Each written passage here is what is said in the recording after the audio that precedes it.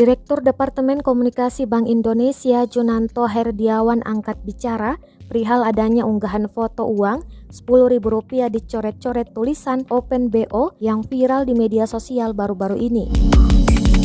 Menurutnya, bagi pihak yang sering mencoret-coret uang rupiah, ada ancaman sanksi pidana. Hal itu diatur dalam Undang-Undang Nomor 7 Tahun 2011 Pasal 35 tentang mata uang. Dalam pasal itu menyebutkan, orang yang dengan sengaja merusak atau menghancurkan uang adalah bentuk pelanggaran dan bisa dikenai pidana penjara paling lama 5 tahun dan denda paling banyak Rp1 miliar.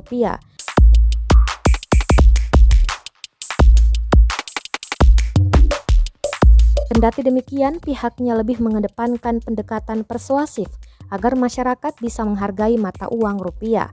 Pihaknya mengimbau kepada masyarakat untuk menjaga dan tidak mencoreti uang rupiah. Hal itu untuk menjaga uang rupiah sebagai mata uang negara Republik Indonesia sehingga perlu dirawat dengan baik.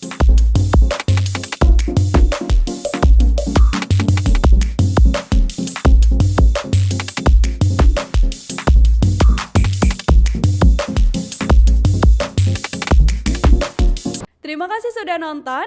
Jangan lupa like, subscribe, dan share ya.